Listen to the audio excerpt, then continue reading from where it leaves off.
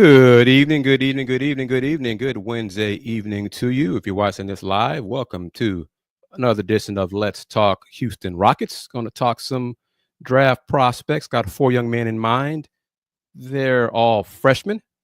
I'm, of course, KG Kris Gardner of the Houston Roundball Review. And let's get into it. Thank you for watching here on the Houston Roundball Review YouTube channel. You can tell by the thumbnail who the four young men are.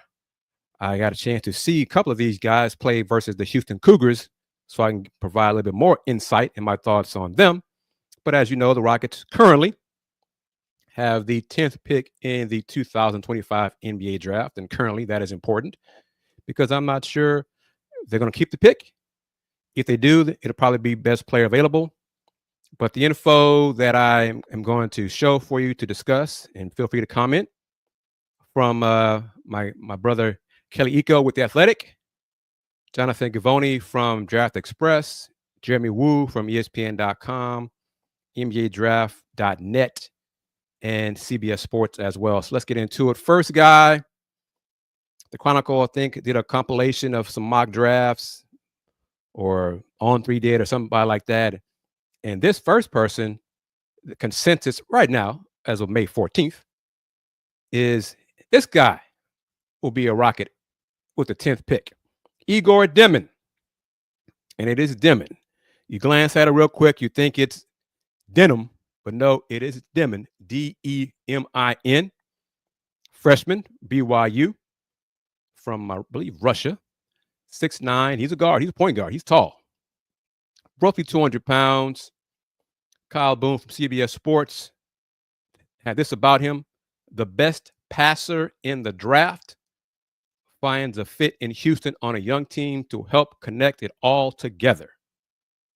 Demon's highlight level passing will elevate the Rockets' star pieces and its already strong offense under Ime Udoka.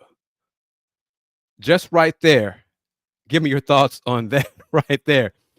Already strong offense. Okay. You guys tell me, but isn't Rockets offense, especially in the half court, a weakness, not a strong point of the Rockets? Let me know what you think about that. Like I said, this is from Kyle Boone, CBS Sports. More info about Egor. This is from Jonathan Givony. Scouting report on him from Jonathan. Demin is a polarizing prospect, more theoretical in nature than some would hope in terms of the productivity, consistency, and bankable skills he can hang his hat on early in his NBA career. He's also exceptionally talented, a 6'9" point guard who can make every pick and roll read and pass, often in highlight reel fashion. That's a little bit better. Thoughts on that? Those words about Egor Demin and being a Rocket with that 10th pick. More info on him. The evolution of his shooting will be a major swing skill for his development, but he made promising gains in a few different areas as the season moved on and clearly has significant upside to grow into at 19. Now, the two games I saw him against the Cougars, the Houston Cougars, I was not impressed at all. He struggled against Houston's physicality. The home game at Fertitta Center, a lot of NBA scouts were in attendance. I spoke to a few of them before the game, and they were there to get a glimpse of Egor and to see how he would do against Houston's defense, Houston's physicality. And like I said, I wasn't impressed. The Houston Cougars beat BYU both games by 20 points in one and 25 or 29 in the other. So the games weren't close at all, weren't competitive. He did not shoot well from three in either matchup, as you can see. Combined, go 1 for 10 from three in the two games in the Battle of the Cougars, Houston versus BYU. Scored a total of 9 points. Turnovers, combined for 8 turnovers. So that's 4 a game. He did have 11 assists in those two meetings. But as Mr. Big Texco says, thank you for joining the discussion. Pass on him. We saw him versus UH. No impact. None. He was not ready. Now, the first matchup, and let me do this. The first matchup between BYU and Houston he was coming off, non-conference. He had better performances in non-conference than he did, and that's why the hype started. Was non-conference. Hey, this is draft pick, lottery pick. Putting up big numbers. Big 12 play. First few games, nope.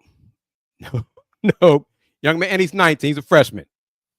But the physicality, the quickness, he did not handle it well at all. At all. And all of these guys, these 4 prospects, they're young, 18, 19 years of age. So these are prospects based on potential. And if you as Rocket fans believe they can help your Rockets get better, help your Rockets advance in the playoffs, and as Bobby says here, that field goal percentage and 3-point percentage make him a pass for me. And hey, I know I cover the Houston Cougars and covered them for a long, long time. And I know their physicality takes a while to get used to it. So if you have not experienced it before, like Egor in that first matchup, BYU and Houston, you tend to struggle. But he didn't do much better in the second matchup either in the Big 12 tournament. So go back to his total numbers in the 2 meetings this year, a total of 9 points, 3 for 15, including 1 for 10 from 3, 6 rebounds total, 11 assists total, 8 turnovers total. That's in the 2 meetings between Houston and BYU. So I'm just putting it out there. You can decide. We already have comments from Mr. Big Texco and Bobby. Both say no for the Rockets and Egor. Next, Thomas Sorber. Big fella, big young fella. Won't turn 20, I think, until December later this year. 6'10", 250, freshman from Georgetown. Scouting report, courtesy of Jonathan Gavoni from Draft Express. Sorber is not expected to conduct much on-court activity during the pre-draft process as he recovers from foot surgery in February. Still, his strong feel for the game, defensive versatility, length, physicality, and skill level as a pick-and-roll finisher are attractive qualities at 19 years old that should draw plenty of attention in this portion of the draft. NBA Draft.net has a lot of info on him, strengths and weaknesses. I'm going to get into it. Everything they have in the summary for Thomas Sorber. Look at first things first. Look at the NBA comparison. Vin Baker, Roy Hibbert. Vin Baker was a bad man before the demon alcohol got to him and really impacted his career in a negative way. He could put up numbers. He could get it done on that low block. He put in work. Roy Hibbert was kind of a plodding, tall, big man, not really an offensive threat. Vin Baker much more of a threat offensively than Roy Hibbert. So I'm thinking the comparison, Vin Baker on the high end, Roy Hibbert the low end for young Thomas Sorber. Strengths.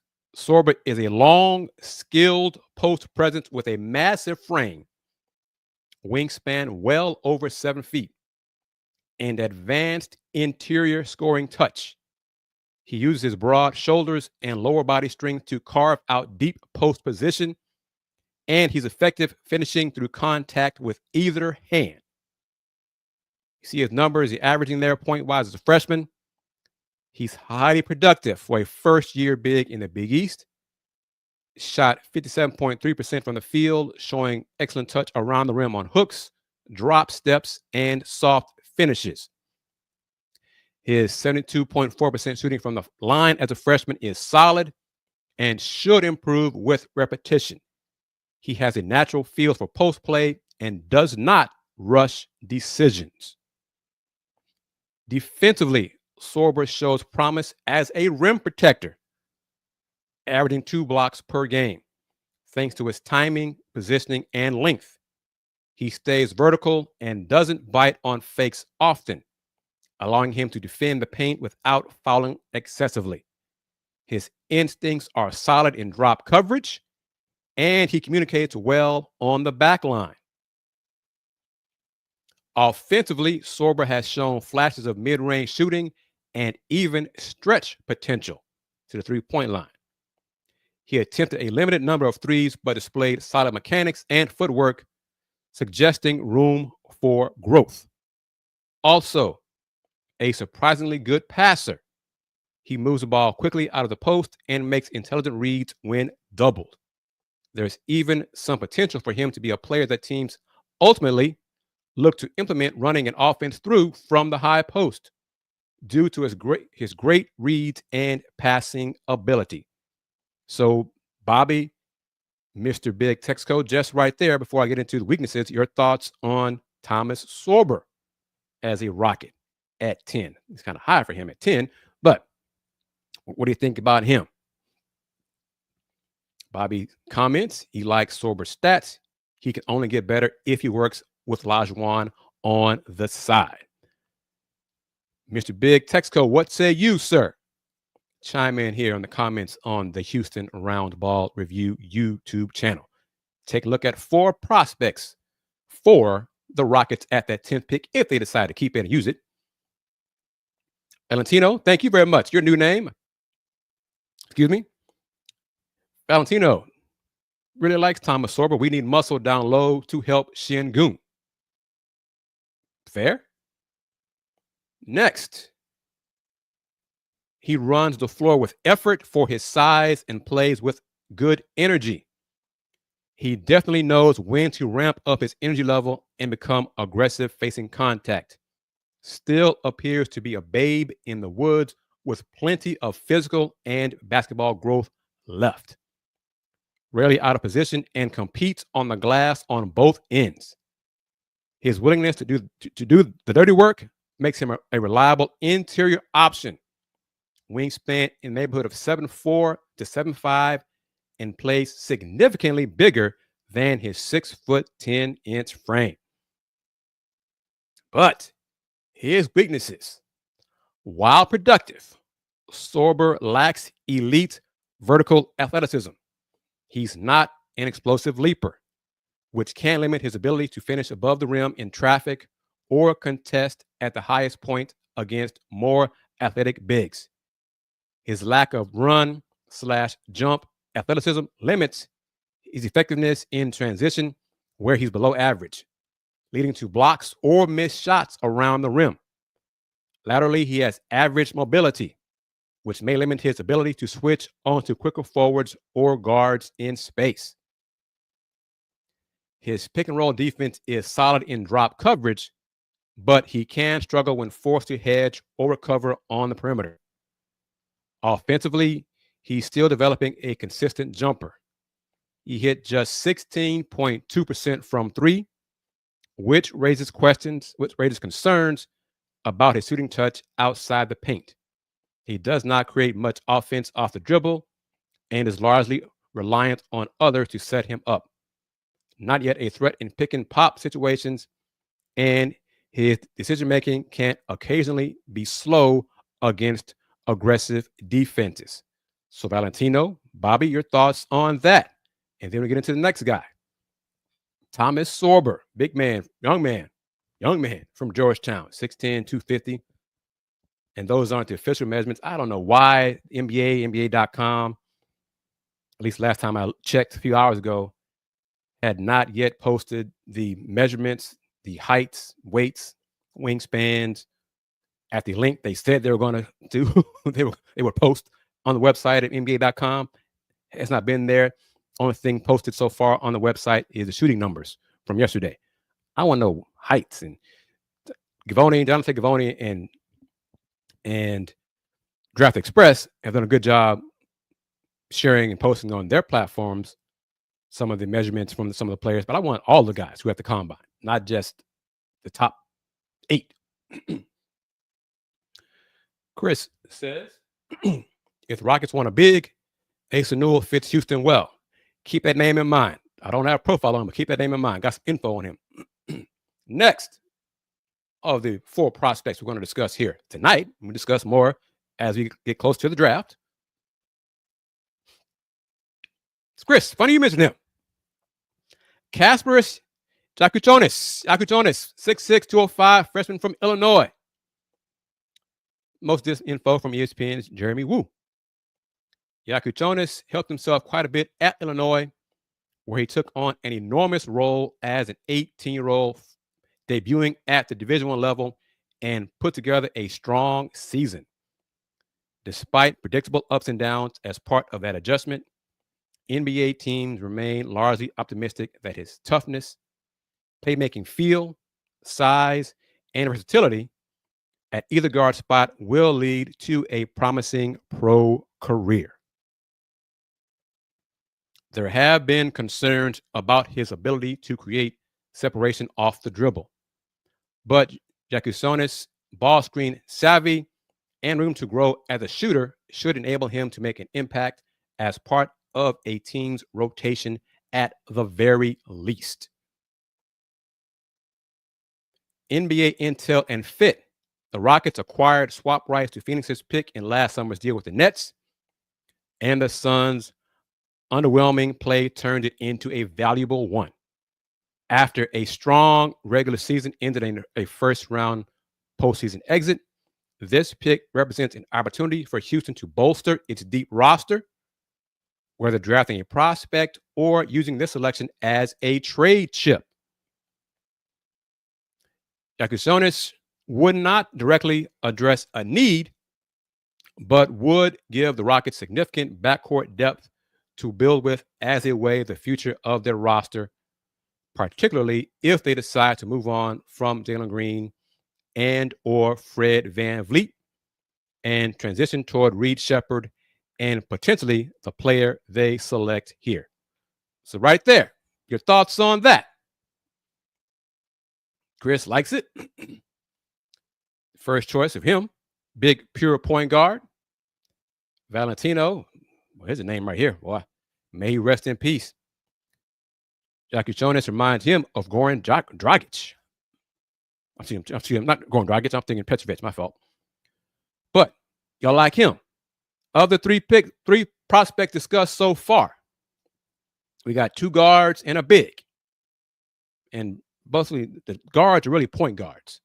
So are y'all good with the idea of selecting a point guard for the Rockets as the best player available? What does that mean for Reed Sheppard? Does that mean Reed Sheppard will be moved to the 2 guard?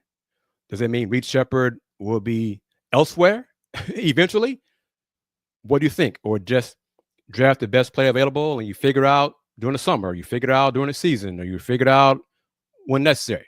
Let me know what you think about that in the comments for this video here on the Houston Roundball Review YouTube channel. All right. I think the last player of the 4, saw him play as well against the Cougs.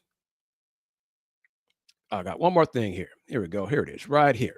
Carter Bryant. Last of the 4 freshmen. Arizona. Did not score a lot. Y'all see that number right there, 6.5 points a game. Shot 46% from the floor, 37 from 3. Not great from the free throw line.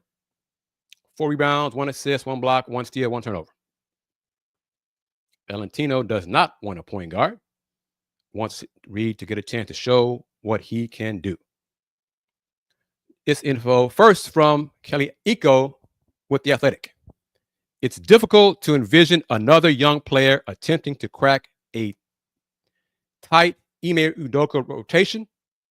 Reed Sheppard and Cam Whitmore spent this season observing. But in Bryant, the Rockets would have a plug-and-play 3-and-D wing. Houston's lack of floor spacing was apparent during the playoffs, and Bryant, who shot 37.1% from 3 at Arizona this season, is more than capable. His activity at the other end alone aligns perfectly with Udoka's core beliefs. There are some similarities in terms of defensive playmaking with current wing Tari Eason, but Bryant is probably a better ball handler with a high ceiling. Houston is big on upside plays and at 6'8" with length, two-way potential. It would be hard to pass up on Bryant.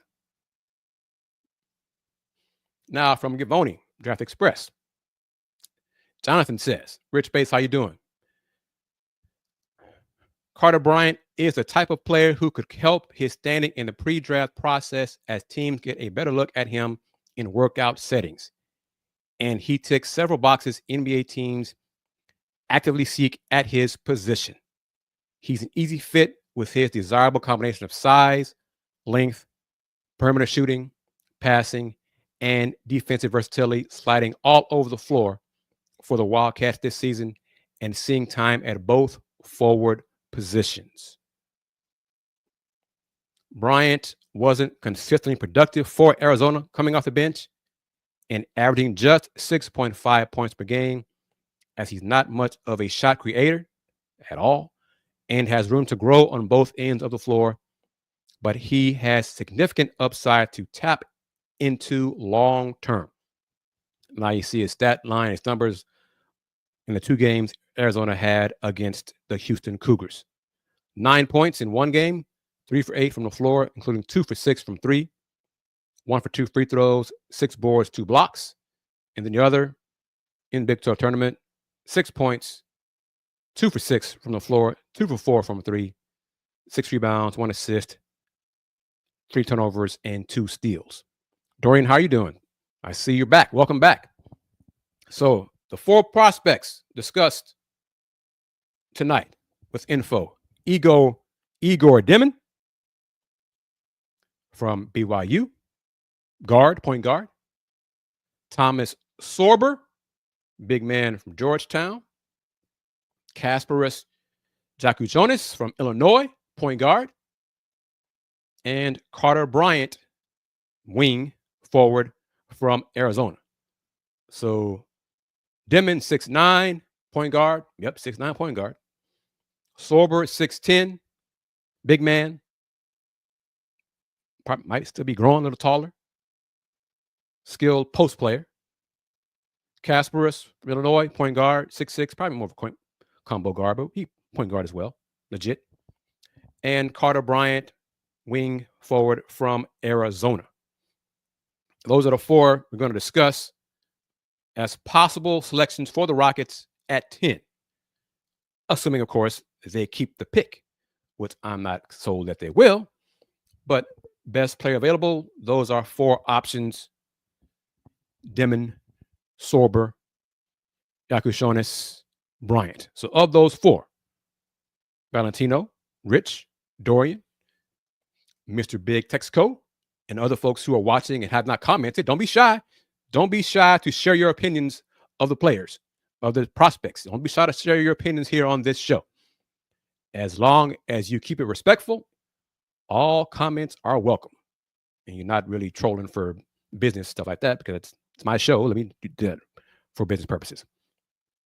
Real Purple and Gold hopes the Warriors get sent to Cancun, courtesy of Ant-Man and the Minnesota Timberwolves. Larry Etienne Sr. says best prospect available. So, Larry, are you good with those 4 that I discussed thus far? And as of May 14th, the main mock drafts, I think, have Egor Demin as the Rockets' choice at 10. Valentino didn't even say, he didn't say Egor. He typed Carter Bryant, Kasparas, and Sorber. Of the 4, the one I'm least sold on for the Rockets is Egor. Just not the dude for the Rockets. Just not at all. He's physically, he's not ready for it. Defensively, to play in Ime's system, he's not ready for it. upside. I just don't see him as a great fit for the Rockets. Now, of course, the Rockets could select him for someone else, and trade him to that new team. But Dorian, you're saying Rockets need who? Who are you saying the Rockets need? We need him, but you're willing to go all in for Durant. Okay, you say no Egor as well. If they go for Giannis or KD, we won't get any of these guys. Oh yeah, it could be part of the package to go to the Bucks. True. But the discussion for tonight, for this show, this podcast, whatever you want to call it, in the year 2025, is assuming the Rockets keep the pick, stay at 10, and will they draft someone? And these are the first 4 names for discussion. I will have different names as the days pass and we get close to the draft and get more intel and all those great things. As Bobby says, I agree with this. Needs to be an Ime style of player to get playing time, and that is not Egor Demin. It's not at all. But even of the other 3, Carter Bryant, Thomas Sorber, even Kasparas, they're all freshmen. Do y'all believe any of these guys will get playing time next year? I don't. I don't. Some have higher upside, than others, but I'm not convinced any of them will get playing time next year. But I saw the Athletic has a whole bunch of NBA guys discussing the draft. Their beat writers, Eco for the Rockets, I think Colin Murray Boyles was already gone. So Eco went in a different direction. I think Sam Bassini with Athletic had the Rockets picking Colin Murray Boyles. He's a good player. I think he's kind of redundant up front. No one so far really has the Rockets getting a shooter with the 10th pick. And based on, take this for what it's worth. But day 1 of coverage by the 4 letters from the NBA Draft Combine today, there was a segment discussing Common Maliwatch. And everyone on the panel was just raving about his upside. So much so that he'll be gone by 10. he won't be around. So, his height, his wingspan, his shot blocking ability, his team player mentality, accepting his role at Duke to do what he did this past season, his 1 year at Duke. But he's expanded his game. He's working on perimeter shooting, becoming a perimeter / 3-point threat. So its upside is high, so much so he'll be gone by 10.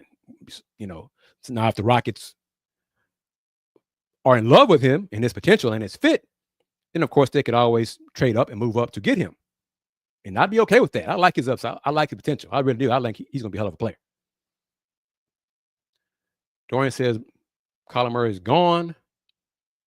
Valentino says he believes Reed and Cam need to be in the rotation. I'm not saying that. I don't think either one will be here next year.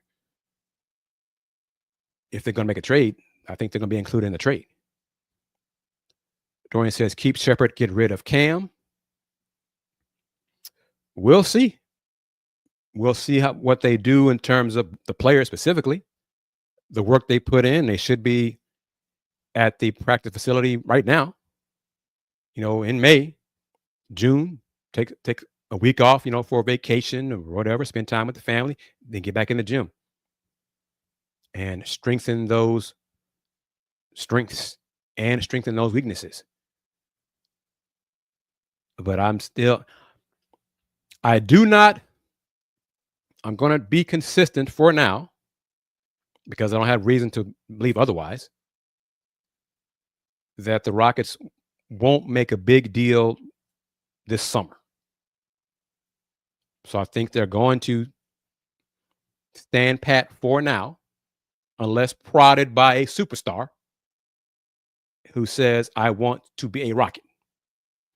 So barring that, they'll stand pat, look at their players' internal development, and then wait till preseason, training camp, the preseason games, then October, November, December, to see how everything's fitting, if they're winning, if they're losing, if things aren't going well, teams in the West are passing them by, then they'll make a trade.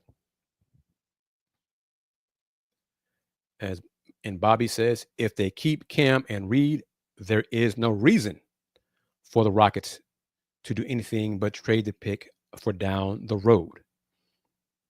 I think if they trade the pick for future assets, that is probably an indication that they are really going to sit tight this summer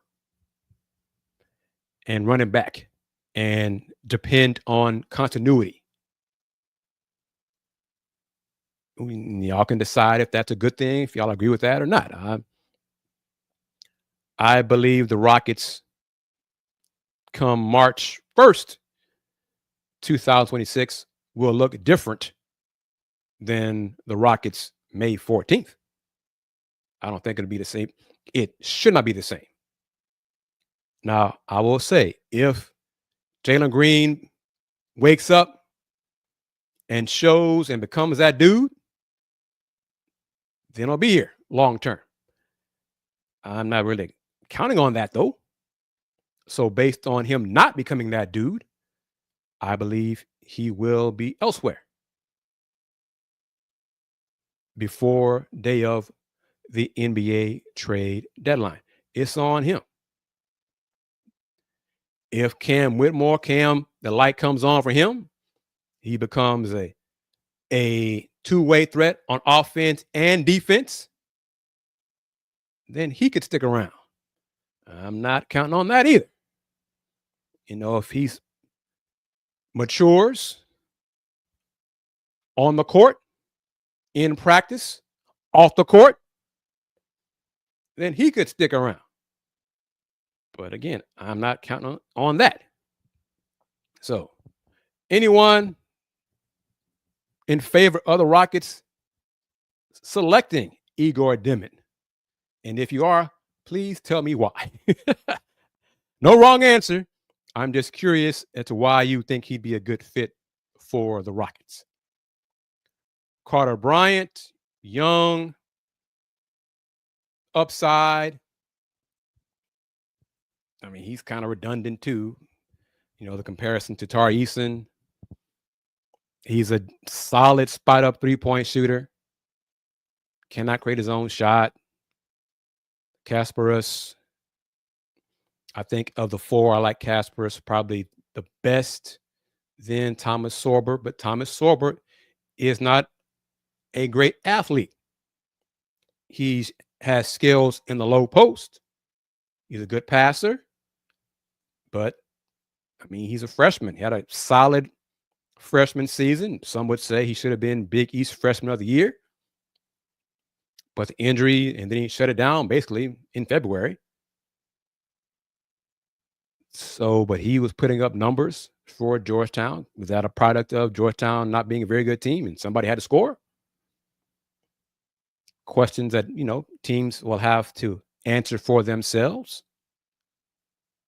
Is he a fit? Oh, but what I wanted to say, Asa Newell, Carter Bryant, and Asa. Young men, talented men. Both will be drafted. The two worst shooting numbers at the combine. The worst shooting numbers at the combine with those two young men. And let me see if I can get the exact spot for it here in the shooting drills off the dribble. It's more of an issue for Carter Bryant. Like I said, he's a spot up shooter. He's not much else right now. But off the dribble, Carter Bryant dead last off the dribble. He made 11 of his 30 shots. Everyone who participated in the shooting drill took 30 shots in the off the dribble drill. Carter made 11. That dead last. Asa made 11.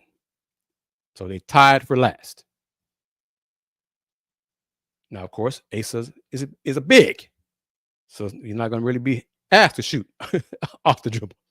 Carter, that's more of an issue. Spot up. Carter did a little better.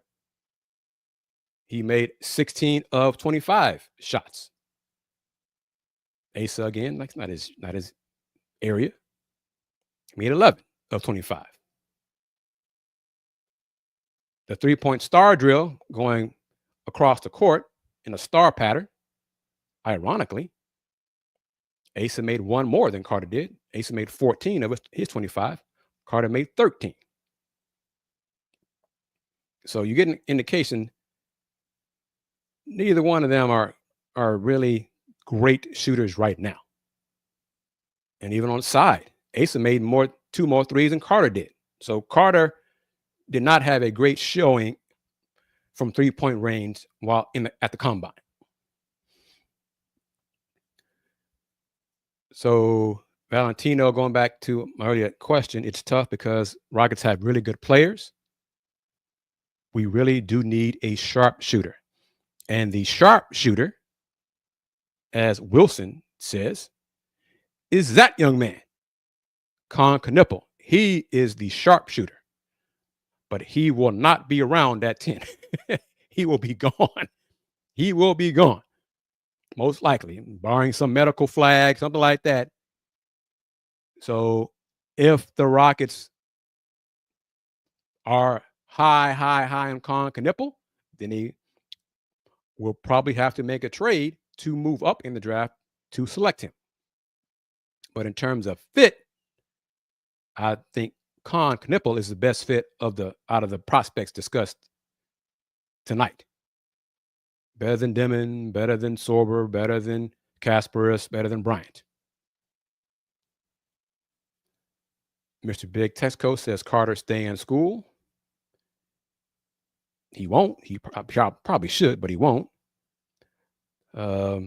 He's going to be a first round pick. That's guaranteed money. So, I tell any young man, if you're getting guaranteed money, go to the NBA. Dorian says, as long as we get a starting big. Who you got someone in mind, Dorian? Who you got in mind?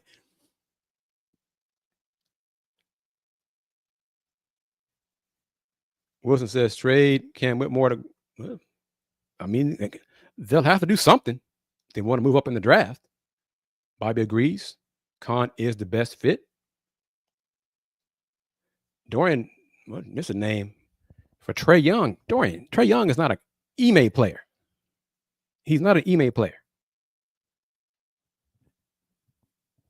He's talented, but Trae Young flops a lot. A lot. Giannis, I like Giannis as a Rocket. Jeremiah Fears is intriguing. That's a good word to describe him. Intriguing. I'm just not. I'm not sure what the Rockets are going to do. Because what they're going to do is probably not what I think they should do. Clearly. CA37, thank you as well, as usual, for joining the discussion. I'd like to see the Rockets pick up LJ Cryer as a free agent. I think that's possible. Summer camp, things of that sort. Space Age. Mr. Wolf from Michigan, big fella. can run the offense. Well, I mean, Wolf is similar. He's probably a little taller than Thomas Sorber. Thomas Sorber might have a brighter future, though. I think Thomas is good enough passer, will become a good enough passer where he could be a facilitator at the high post. Joseph still thinks the lotto was rigged. And I'll say this, for folks who believe that the lottery is rigged, if it is, why has the NBA just forsaken the teams in the Eastern Conference? The West has been so great and fortuitous. Lottery, look at the Mavs, look at the Spurs, look at teams in this division, in the Rockets division, have had success in the lottery, moving up in the lottery. In terms of population, you need teams in the East to be good. Well, NBA has done that, has not done them any favors. You know, Knicks. New York says hi, Joseph. New York says hi. Boston is an elite franchise in the NBA.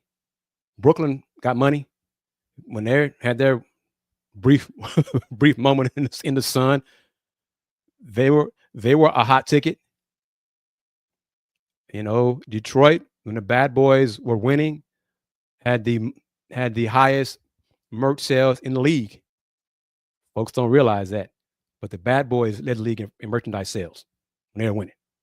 For all the boo-hooing and they're bad for the NBA and blah blah blah, they led the league in merch sales.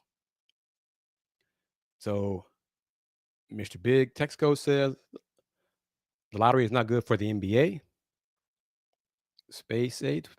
Yeah, I'm not doubting that. I'm just saying I think Thomas Sorber can do those same things. He might have more upside. OKC is going to sweep the finals. Don't know about that now. Yeah. Now this I agree with you here. Wolf has better handles than Sorber, yes.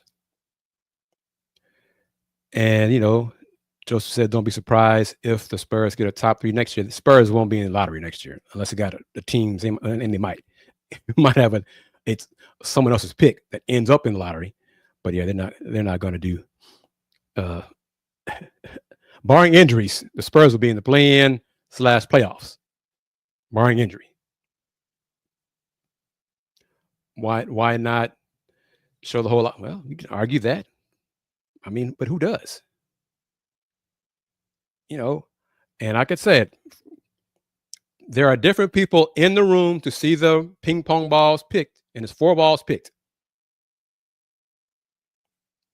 So 4 different balls are picked, and whoever has that combination of those 4 numbers wins, and then do for the second pick, and then the third pick, on and so forth. So I mean, you know, put it on TV, it'd probably be intriguing TV, but someone would find fault with that. Would say, well, the machine was bent or the light was bad here or something. You know, I mean, come on. Wilson says Rockets need a 6-man player like Quentin Grimes who can score, assist, and defend well, like Derek White.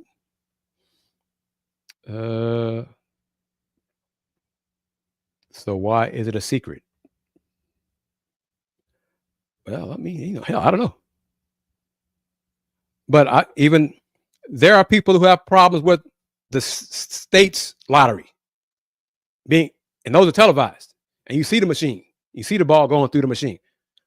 Oh, it's too cold, or it's too hot, or the balls are weighted.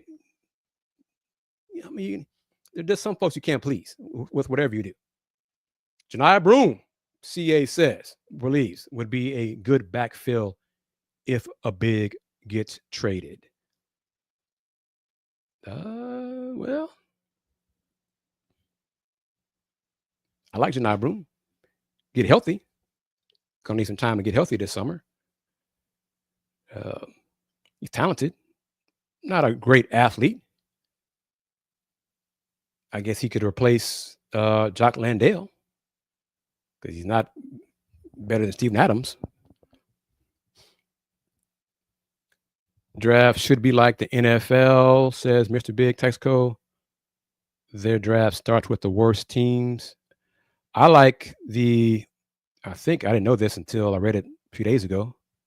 I think it's the NHL. Where a team cannot finish in the top 3 or top 4 more than 2 years in a row. I like that. That way you really limit the incentive to tank. You get lucky twice, okay, you're done. You shouldn't be in this draft 3 years in a row anyway. That kind of stuff. But the Mavs landed into it. Good for them. Spurs moved up. Good for them. They had a 1.8% chance. Joseph, there's nothing I can say to you that's going to change your mind. Okay? And you're not going to change my mind. I don't believe it's rigged. Okay? And I'm a Pistons fan. They sucked for 3 years and fell in the draft twice. They picked 5th, 3-4 years in a row. I still don't believe it's rigged. I don't put that much into it. You know, back when they decided to buy a coin toss and the Rockets won a coin flip 2 years in a row. Some folks have a problem with that. I mean, you can't please everybody.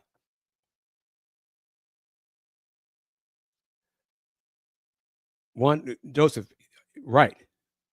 And they still finished last more than once, right? Now, if you want to weight it for the teams with the worst record, I don't believe it should be 3 teams that have an equal chance of winning. I don't believe that. But I just don't put all this, I don't care that much. You know, who's to say Cooper Flagg doesn't have a short career? He gets hurt. Hopefully he doesn't. I just don't care. You know, before Jason Tatum's injury, Boston was going to run the East for the next 4 years. They're not expecting not to do that now. I mean, there's too many ifs. I'm too old and too broke to worry about conspiracy theories. I'm just not going to do that. If you had to choose, would you rather have Jalen Green or Quentin Grimes right now? Well, I mean, Quentin Grimes was not going to be the second pick in the draft. Second, third, none of that. Q worked himself into being a first round pick. I'll give him much credit for that. But hell, Quentin Grimes' first year at Kansas, Jayhawks fans ran him out of Kansas. He was a 5-star prospect in high school, and he's doing this. He sucks. He stinks. He's trash.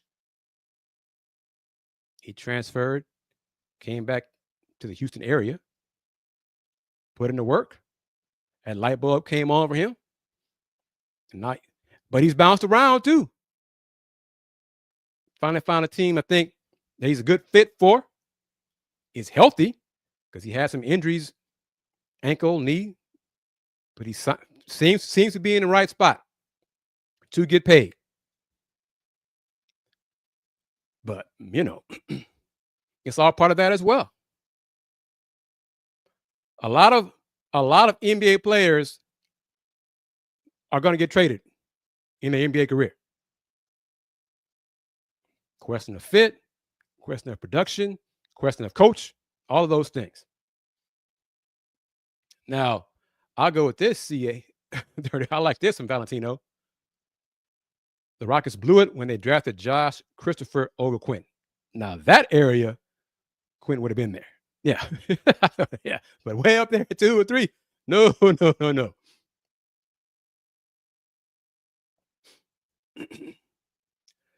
And, you can say, Rich, you can say that as well. But again, what is it in for the NBA to rig it? Because if it's rigged, then the Knicks should win the lottery every year when they're not in playoffs. Or just trade for a pick. They got enough picks. They had enough picks. Win the lottery. Knicks haven't been great for 40 years. the media capital of the NBA has sucked. Has been nationally relevant until recently. So if we're rigged, then they'd find a way for the major market teams.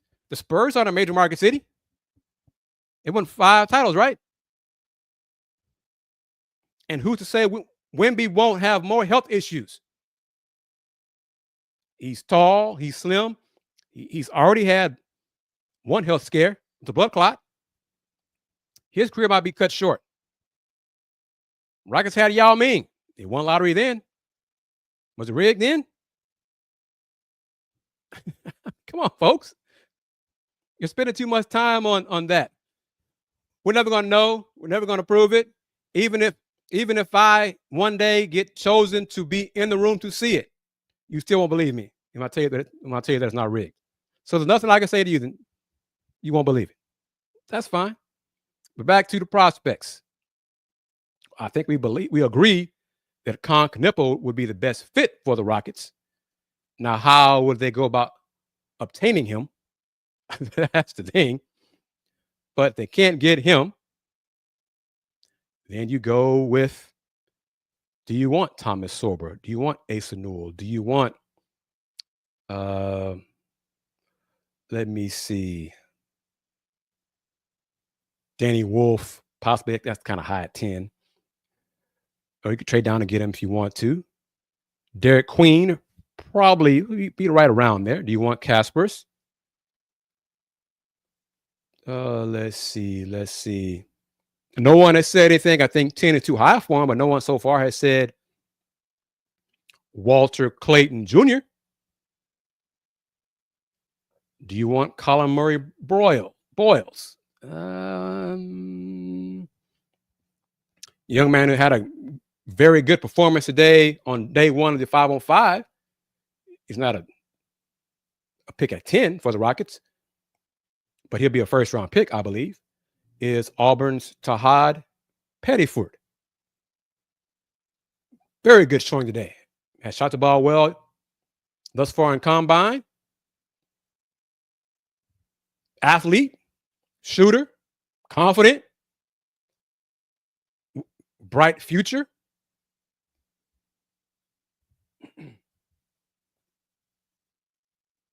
New name right here, Chris Dennis. How are you? Thank you very much. Utah love to have them both. Grimes over Fred for sure. So TJ talked about Carter Bryant, trade down for it. He was one of the 4 players discussed earlier in today's show, but in one mock draft, he was the Rockets pick by Kelly Iko from The Athletic. I think it's too high for him, but at 10. But Valentino says truly wants Derek Queen. He's compared to Zach Randolph. Bright future. Young man. Had Houston as one of his final 2 or 3, even though he was not going to leave the DMV. That was not going to happen.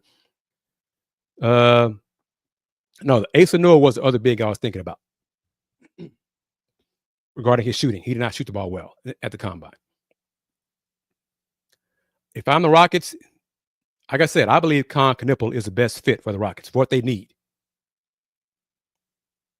Now, if they want him, if they believe, they agree with me, then most likely they'll have to trade up to get him. I mean, it's possible he could fall down to them at 10. And that does happen. He's still, I think, recovering from an ankle injury. So I think his agent said he's like 85% or so. So he's not participating in any of the 5-on-5 or anything physical on-court activity. I don't believe he participated in the shooting drills. I don't think he did yesterday. But in terms of fit, need, I believe Con Knippel is a guy. But beyond that, I don't see the Rockets. I think the Rockets are going to trade the pick anyway. move down for future assets. They got enough youngsters as it is who don't play. So one more. Now, of course, they could draft at 10 and then decide to trade Cam and or Reed because they like the 10th pick more than they like. Well, they're not going to do that for Reed, but too many youngsters for the team to keep this pick. Wilson says this: if we draft Khan, Rockets will have the next Curry and Klay Thompson, Reed, and Khan. Ooh, slow down there. Slow down there. Don't disrespect 2 Hall of Famers like that. Future Hall of Famers. And TJK Penny asks, can we run Reed Shepherd and Khan together in the backcourt? Khan is not as, some folks are assuming the wrong thing based on his complexion. Okay. He's not as unathletic as y'all think. I don't think he's unathletic at all. But yeah, I don't know about that.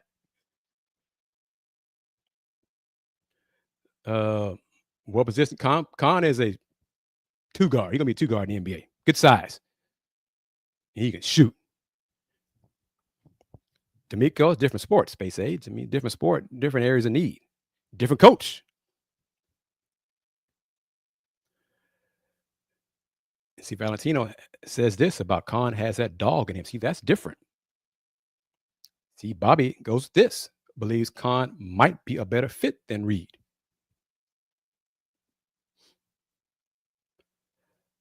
But ego should not play a part, but it does, because we're talking about human beings here.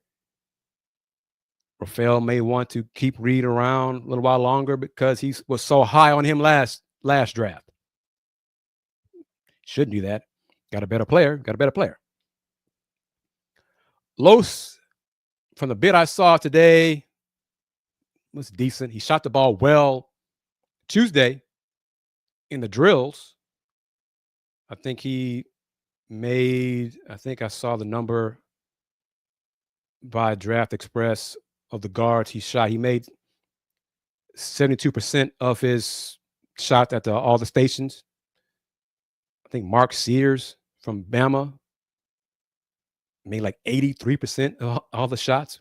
We're talking like 150. He made 83% of them. Los was decent today. ESPN's coverage of the draft combine, it was 4 hours today. The game was on. The players were participating in the 5-on-5, but the panel, the analysts spent more time talking to the lottery picks and talking to coaches like Coach Sampson, and they didn't even discuss the game. So there was hardly any play-by-play action about who's doing well or who did what. I think Los's team lost.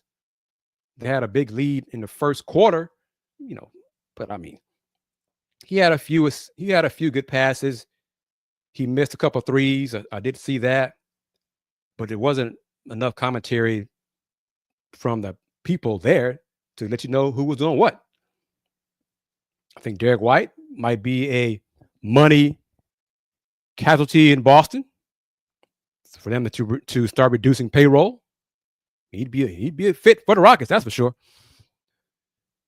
So Boston now, with Tatum's injury and probably missing next season, will have a definite impact on what they do to decrease payroll.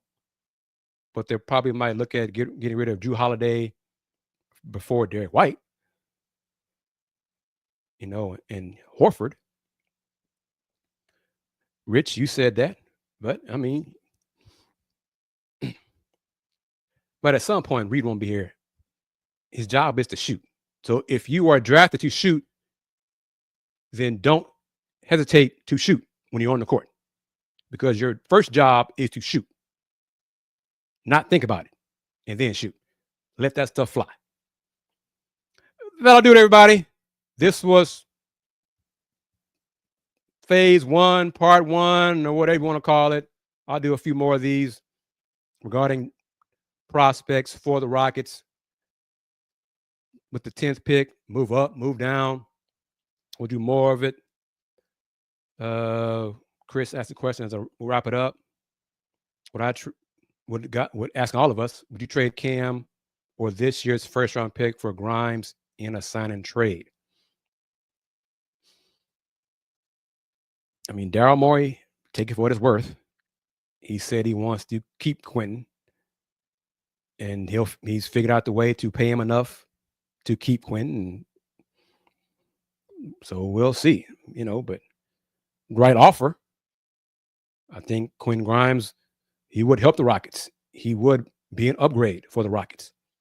Now, if Rafael believes that, go get it done.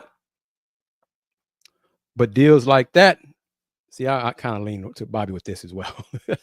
And I'm not sure the Rockets would either. Morey won't do a sign and trade with the Rockets. There is some bad blood there still. But that'll do it. Join me in a few hours at high noon Central Time on the Houston Roundball Review YouTube channel for the next edition of the Houston Roundball Review takeover of the lunch break. Throwback Thursday. You can watch it on YouTube as well as on Roku via the BS3 network. Thursday show, probably going to talk more Cougs news, Cougs moving on from coaches, thank goodness. A little bit about UH men's hoops as well. And then some TSU news also, Texas Southern. So tune in for that. High noon Thursday on the Houston Roundball Review YouTube channel. And we would have more Rocket Draft discussions. So subscribe to this channel. Click on the bell so you are notified when new shows are posted. And spread the word about the shows. Spread the word about the channel. Buy some merch. You know somebody who wants to advertise on this show and other shows, let me know, and I'll do that as a final note. Just have them email me at advertise@thehrr.com and make that happen.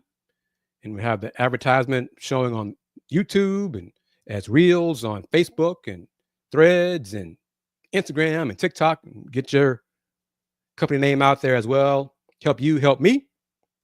And that'll do it. Y'all know how the show wraps up. Since 1994, the Houston Roundball Review. Local name, global perspective. Everyone, take care. Peace. Game over.